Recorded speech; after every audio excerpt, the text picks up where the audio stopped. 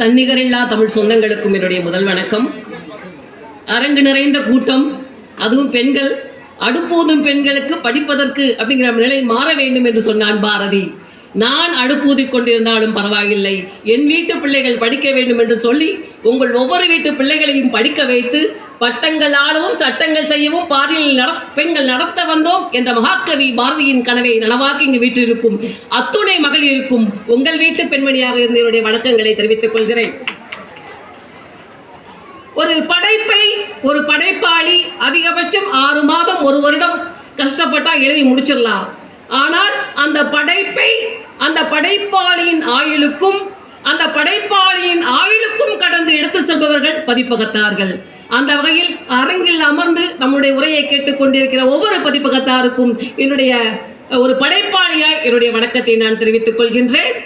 பதிப்பகத்தாருக்கு சொல்ற எல்லாம் கரவொலியை எழுப்பலாம், படைப்பாளர்கள் எழுப்பலாம். பதிப்பகத்தார்கள் தான் நாம் படைப்பாளிகள் நம்ம என்று வாழ்ந்து கொண்டிருக்கிறோம் என்பதுதான் உண்மை. ஒரு சில தகவல்களை ஒரு சில இடங்களில் மட்டும்தான் பதிவு செய்ய முடியும். இங்கே நிறைய தேனியை சார்ந்தவர்கள் வந்திருக்கிறீர்கள். தேனியை சார்ந்த பெரும்பாலும் நாம் அனைவரும் தேனியில் இருக்கின்ற நாடார் சரஸ்வதி பள்ளியில் தான் நம்முடைய படிப்பை படித்திருப்போம். அந்த வகையில் நானும் தேனியில் இருக்கின்ற நாடார் சரஸ்வதி பள்ளியில் தான் என்னுடைய பள்ளி படிப்பை படித்தேன்.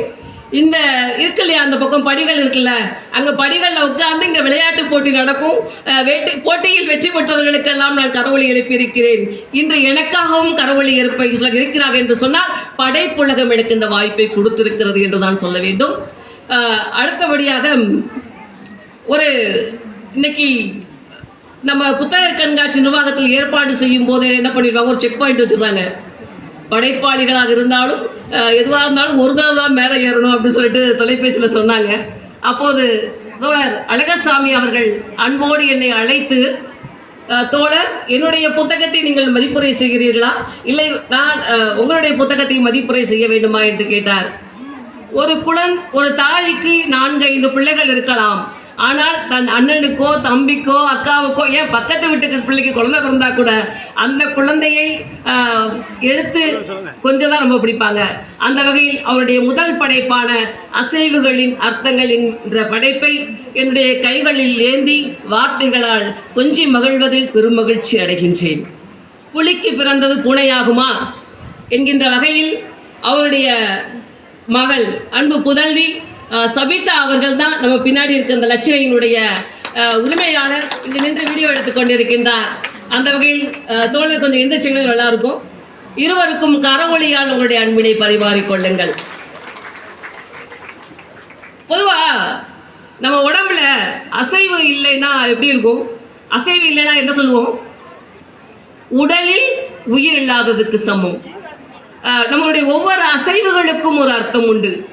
இன்னைக்கு பேருந்தில் வந்துட்டு இருந்தேன், சிற்றுந்தில் வந்துட்டு இருக்கும்போது இங்கே அந்த ஒரு குழந்தை இங்கே விளையாடி கொண்டிருந்தது. அந்த குழந்தைய பார்த்து இப்படி மறைச்சு இப்படி நான் பார்க்கவும் திரும்பிச்சு. வந்துருப்பேங்க நினைக்கிறேன், அவங்க அம்மாவுக்கு ஞாபகம் இருக்கும். நானும் பார்க்குறேன், அது இடை பார்த்து திரும்பிக்கிறது. திருப்பி நான் இறங்கும் போது தான் இறங்கினாங்க. அவங்க எங்கே வர்றாங்கன்னு எனக்கு தெரியாது. கடைசியில் பார்த்தா புத்தக கண்காட்சி தான் வந்திருக்காங்க. அந்த குழந்தைங்க விளையாடிட்டு இருந்ததை பார்த்தேன். அது மாதிரி ஒவ்வொரு அசைவுகளுக்கும் ஒரு அர்த்தம் உண்டு. காதலர்கள் இருவர் சந்தித்து கொண்டால் தன்னுடைய கண்களால் தங்களுடைய காதலை பரிமாறிக்கொள்வார்கள்.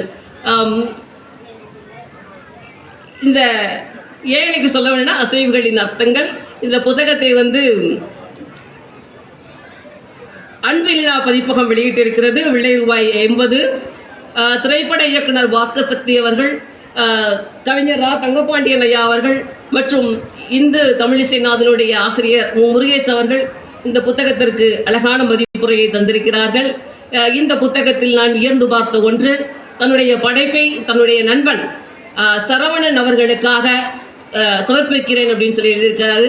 பொதுவாக ஒரு படைப்பை தன்னுடைய இல்லாத பெற்றோர்களுக்கோ பாரதியாருக்கோ திருவள்ளுவருக்கோ அப்படித்தான் நம்முடைய படைப்புகளை பதிவு செய்வோம், கொடுப்போம். அந்த வகையில் தன்னுடைய 25 ஆண்டுகளுக்கு முன்பு இறந்த தன்னுடைய நண்பனுக்காக அந்த படைப்பை சமர்ப்பணம் செய்திருக்கிறார். இந்த இடத்தில் நான் கடந்த 1 மாதங்களுக்கு முன்பு ஒரு புத்தகத்தை ஆய்வு செய்யக்கூடிய வாய்ப்பு கிடைத்தது. அது ஒரு இஸ்லாமிய பெண்ணினுடைய நிகாடி என்கின்ற சிறுகதை. அந்த சிறுகதை புத்தகத்தில் அந்த இஸ்லாமிய பெண் தன்னுடைய நண்பன் அப்துல் காதருக்காக என்னுடைய புத்தகத்தை சமர்ப்பணம் செய்திருக்கிறேன் என்று சொன்னார். இந்த காலத்தில் இப்படியும் இதற்கும் கூட உரிமை இருக்கிறது, துணிச்சலா செய்ய முடியுங்கிற விஷயம் வந்து உண்மையிலேயே ஆச்சரியமாகவும் பெருமையாகவும் கூட இருந்தது. அவர்களை இந்த இடத்தில் அமீனா அவர்களை நினைவு கூறுகின்றேன். இப்போ அசைவுகளின் அர்த்தங்கள், நான் நிறைய இவருடைய கவிதைகளை பார்த்து, நிறைய நீள் கவிதைகள், குறுங்கவிதைகள் எல்லாம் இருக்குது. ஆனால் இவருடைய கவிதைகள் ஒரு சிலவற்றிற்கு இன்னைக்கு தான் 2024 தான் புத்தகம் வெளியிட்டிருக்காரு. ஆனால் அவருடைய ஒரு சில கவிதைகளுக்கு வயது 25. அப்படி பார்த்தா அவர் 20 வயதில் இருக்கும்போது அந்த கவிதையை எழுத ஆரம்பித்திருக்கின்றார். உண்மையிலேயே எனக்கு ஆச்சரியமாக இருந்தது. அசைவுகளின் அர்த்தங்கள் அப்படின்னு சொல்லிட்டு ஒரு கவிதையை தலைப்பிட்டு எழுதியிருக்கிறார். வழியனுப்ப கையேசக்கும் சிறுவன், இவன் அசைவுக்கு உன்னதமாய் பூரிப்புடன் அவரின் உள்ளம், அதில் வஞ்சனை எதுவும் இல்லை. நம்ம ஊர்ல இருந்து எல்லாம் கிளம்புனால கை காட்டுவீங்களா? டாட்டா காங்குமா? அந்த கை காட்டும் போது ஐயோ மறுபடியும் அவங்க வீட்டுக்கு வரக்கூடாது அப்படின்னு நினைப்பீங்களா? கிளம்பி போறாங்களே சந்தோஷம் நினைப்போமா? அப்படிலாம் இருக்காது. ஒரு மகிழ்ச்சி இருக்கும், மறுபடியும் எப்போ அவங்க வருவாங்கன்னு ஒரு எதிர்பார்ப்பு இருக்கும். அப்படியே சொல்லிக்கிட்டு வர இந்த கவிஞர் பின்னாடி என்ன பண்ணியிருக்காங்கன்னா, ஒவ்வொரு அரசியல்வாதிகளும் தன்னுடைய கைகளை காட்டி ஓட்டு கேட்டு கொண்டு செல்கிறார்கள், ஆனால் அவர்களுடைய விரல்கள் மற்றும் பச்சோந்திகள் போல் மாறிக்கொண்டிருக்கிறது என்று சொல்லி தன்னுடைய நம்முடைய குரலாக இயல்பாக எல்லாருமே நம்முடைய குரலை பதிவு செய்த முடியாது. ஒரு படைப்பாளியால் தான் ஒரு துணிச்சலான தன்னுடைய கருத்துக்களை பதிவு செய்ய முடியும். அந்த வகையில் எனக்கு அவருடைய பாராட்டுக்கள்.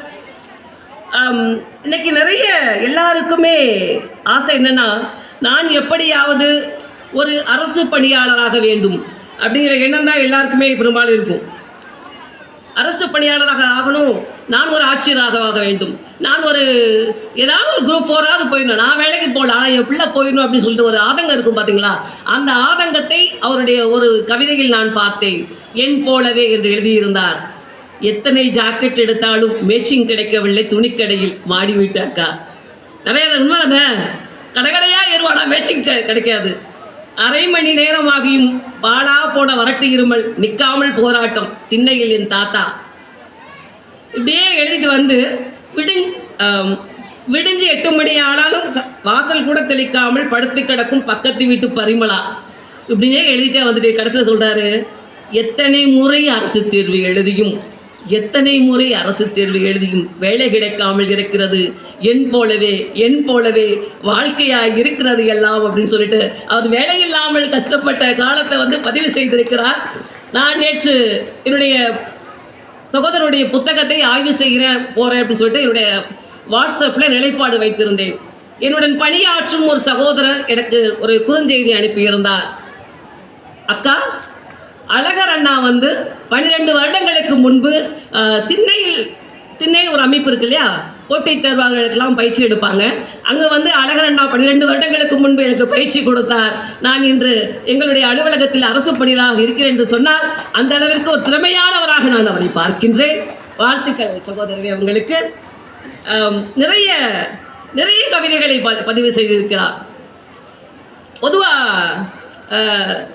என்னன்னா, நிறைய மரபு கவிதைகள் இருக்குது, நிறைய கவிதைகள்லாம் இருக்குது.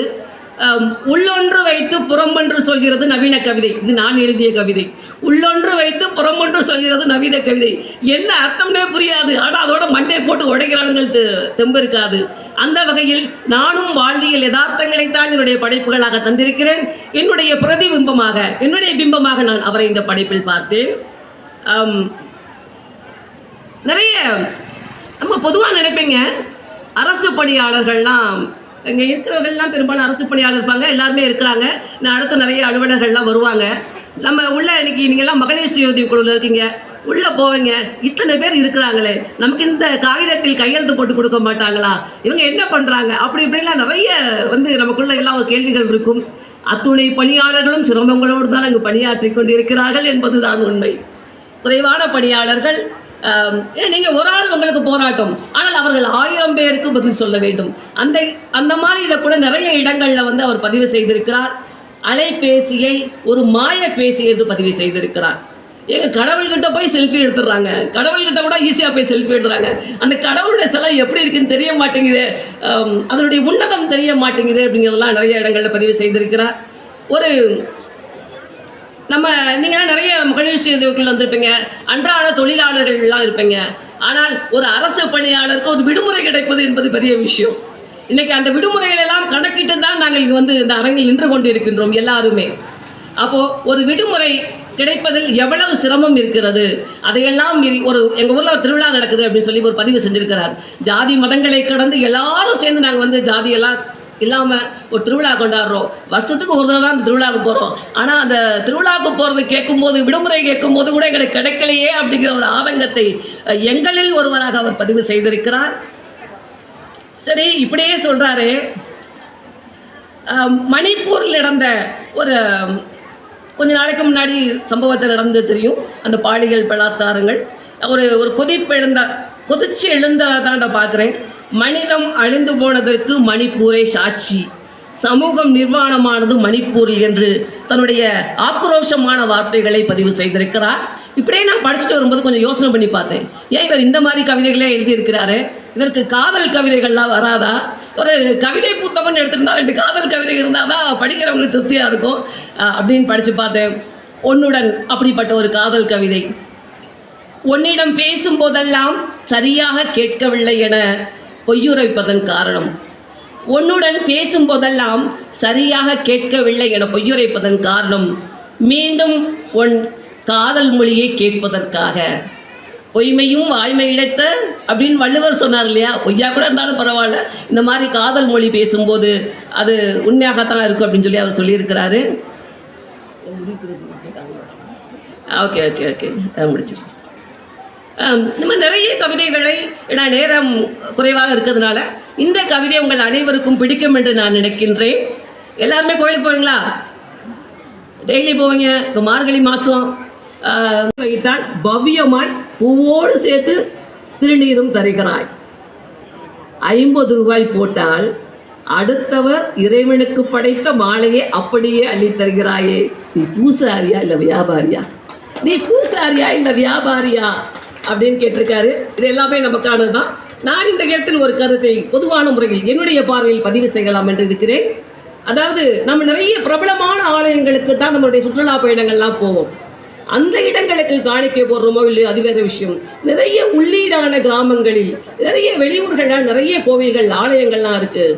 அங்கெல்லாம் எப்பயாவது ஒரு தடவை தான் நிறைய மக்கள் கூட்டம் வரும். அங்கே காணிக்கை செலுத்துவது தவறில்லை. இந்த மாதிரி பெரிய பெரிய ஆலயங்களில் காத்திருந்தாலும் சாமி கும்பிட்டுவாங்க, காணிக்கை போட்டு தான் சாமி கும்பிட்டு வரணும் அப்படிங்கிற அவசியம் இல்லை. எங்கிருந்தாலும் கடவுள் நமக்கு செய்ய வேண்டியதை செய்வார். நல்ல மனம் படைத்தவருக்கு எல்லாம் நல்லதே நடக்கும் அப்படிங்கிறதா என்னுடைய கருத்து. இந்த கவிதையோட முடிச்சிடுறேங்க. இது வந்து நம்ம எல்லாருமே கவனிக்க வேண்டியது. நிறைய பயணப்படுறோம். நிறைய பயணப்படும் போது வெளியே இருக்க கழிவறைகளெல்லாம் நம்ம நிறைய பயன்படுத்துவோம். எழுதியிருக்காரு, அதற்காகவே செல்கிறார்கள், அவசர கதியில் செல்கிறார்கள். அடுத்தவரும் அதற்காகவே காத்திருக்கிறார்கள். பிறகு எப்படி நேரம் கிடைத்தது அவர்களுக்கு? கட்டண கழிப்பிடத்தில் பயோடேட்டா எழுத ஏங்க போய் கழிவறைகளில் போய் தான் காதல் கதை எழுதுவாங்க, ஒரு போட்டோ போடுவாங்க அப்படின்னு சொல்லிட்டு எத்தனை இடங்களில் அவர் பயணிக்கும் போது அதை பயன்படுத்தி இருந்தால் பார்த்திருப்பார் என்பதை நான் கவனிக்க முடிந்தது. இன்னும் நிறைய கவிதைகள் அவர் கவிதைகள் எழுதியிருக்கிறாரு. எவ்வளவு யோசித்து முடிவு செய்தாலும் சில நேரங்களில் தவறாக முடிகிறது. எவ்வளவு யோசித்து முடிவு செய்தாலும் சில நேரங்களில் தவறாக முடிகிறது. பிறகு அதை சரி செய்யவே நிறைய யோசிக்க வேண்டுகிறது. தப்பா செஞ்சுட்டு மறுபடியும் அதை யோசிக்க வேண்டிய. தயவு செஞ்சு எதை யோசிக்காம துணிஞ்சு செய்யுங்க. எந்த பிரச்சனைக்கும் ஒரு தீர்வு உண்டு அப்படிங்கிறது தான் என்னுடைய கருத்து. அசைவுகளின் அர்த்தங்கள் என்னை தாளாட்டின, மகிழ்ச்சி படுத்தின. ஒரு படைப்பாளி சக படைப்பாளியை பாராட்டுவதில் தான் மகிழ்ச்சி இருக்கிறது. அந்த வகையில் ஒரு படைப்பாளியாய் சக படைப்பாளியான சகோதரர் அழகர்சாமி அவர்களை பாராட்டுவதில் பெருமகிழ்ச்சி அடைகின்றேன். இந்த அசைவுகளின் அர்த்தங்களை படித்து கொண்டு வரும்போது என் நினைவில் என்னுடைய பார்வையில் ஒரு கவிதை வந்தது. இதோடு சொல்லி என்னுடைய உரையை முடிக்கின்றேன்.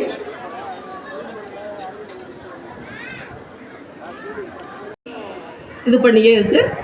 அசைவுகளிலேயே ஆயிலையும் முடித்து விடுகின்றன அக்ரீனிகள். அசைவுகளிலேயே ஆயிலையும் முடித்து விடுகின்றன அக்ரீனிகள்.